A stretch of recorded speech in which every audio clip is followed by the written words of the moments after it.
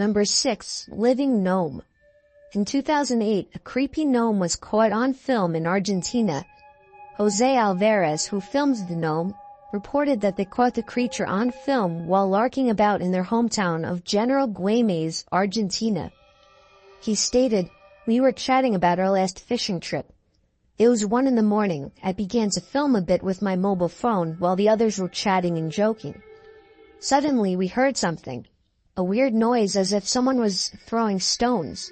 We looked to one side and saw that the grass was moving.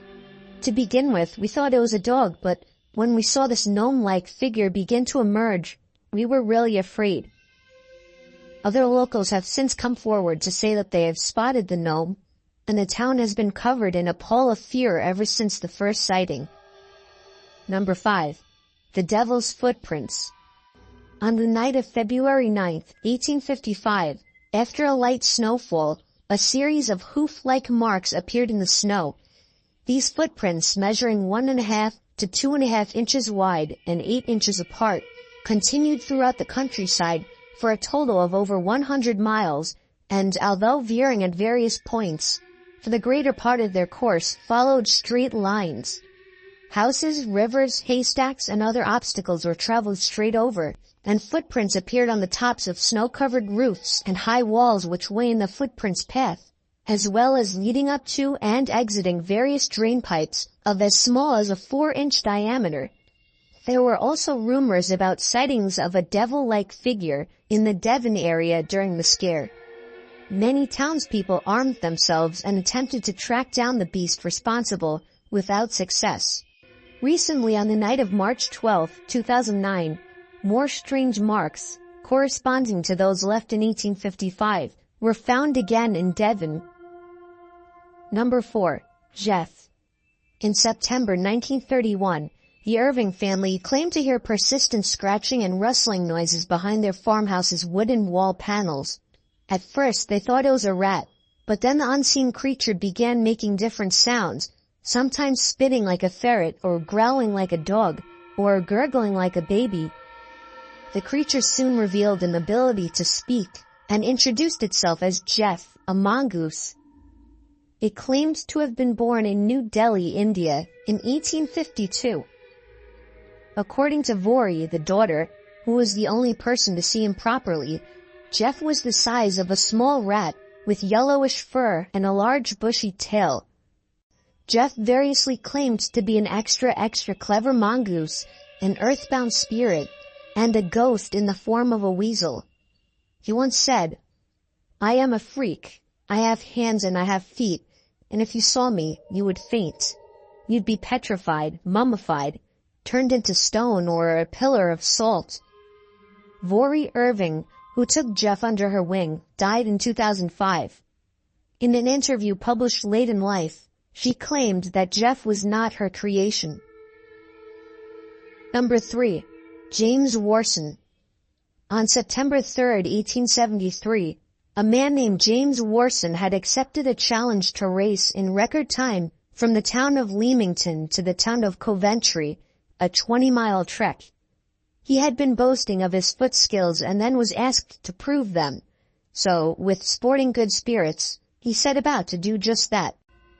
2 friends, Hammerson Burns and Barham Wise, followed behind in a horse-drawn carriage. Burns brought along his camera. Warson was never out of their sight, and would often turn around while running to exchange some friendly words with the 2 riders. Running in the middle of the road, Warson suddenly appeared to stumble and pitch forward, having time enough for only one short, piercing scream. Wise later said, "It was the most ghastly sound either of us have ever heard."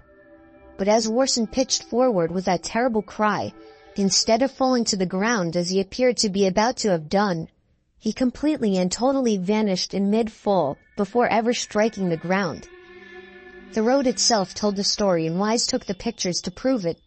There, in the soft dirt, were Warson's footprints. They led down the middle of the road, looked as if the runner stumbled, and there they disappeared. A search was called, and the locals scoured the area for James. The bloodhounds used in the search were strangely reluctant to approach the spot where Warson disappeared. He was never seen or heard from again. Number 2. August 7th, 1973 will remain a day of mystery and possible tragedy. Several people in New Mexico that day, using CB radios, heard the disturbing cries for help from a little boy. He said his name was Larry, and that he was trapped in a red and white pickup truck. He was with his father, who he thinks had a heart attack and was dead. He said that they had been on a rabbit hunting trip when his father collapsed on the steering wheel. Larry claimed that the truck had flipped over into a ravine, and both doors were jammed shut and he was unable to escape. The boy's signal faded in and out over the next few days, and was also heard in California, Wyoming, and Arizona. In a panic, Larry began to flip between channels crying for help. Police began a search and rescue team. One helicopter pilot who was searching the Manzano Mountains in New Mexico for Larry says that he made contact with a little boy calling for help, but he called himself David, not Larry. A family traveling from Missouri was reported missing on August 11th, and they had a son named Larry, but they were eventually found. On August 12th, an Army sergeant claimed to have spoken to the boy for 3 hours, but could not get him to give more information about himself, like his phone number or address, etc. No more contact could be made with Larry. It is presumed his battery died. The search was called off on August 13th. The police stated that there was no concrete evidence. They also say that the boy, if real, may have died sooner than the transmission stopped, and that the subsequent transmissions from different states, some were even heard in Canada, were hoaxes. Many believe it was a hoax, but those who spoke to Larry swear to this day that it wasn't, that the emotion and the crying they heard from little Larry was no doubt the real thing. Number 1. On November 29th, 1970, a professor and his daughters were hiking in the Isdalen Valley in Norway when they came across the partially charred remains of a young woman. She was surrounded by a large quantity of sleeping pills and bottles of gasoline. All the clothing she was wearing had the tags removed, and her fingerprints had been sanded off. A dental screening was done, and some of her dental work was done using techniques only found in Latin America. She was eventually traced back to 2 suitcases at the NSB train station in Bergen. Her luggage contained a prescription lotion with the doctor's name removed, and a few pieces of broken glass with partial fingerprints, and 500 German marks, which is the equivalent of $350 under the lining of one of the suitcases. They discovered the woman had traveled by train across Europe under 9 different names. There were diaries found with her things that contained cryptic notes that the police deciphered were codes listing the places that she had been. Witnesses say she wore wigs as she traveled and spoke several languages such as French, German, English, and Dutch. She stayed at several hotels in Bergen. After checking into each, she would change rooms several times, always requiring a balcony, and would always order porridge with milk for room service.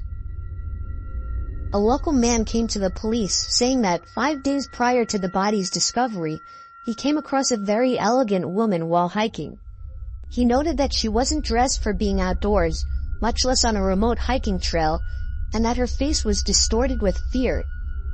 He claimed that she attempted to mouth something to him, but was followed closely by 2 large men in black coats. The man waited 32 years to come public with this story, stating that when he contacted the police, the officer who answered told him, "Forget her.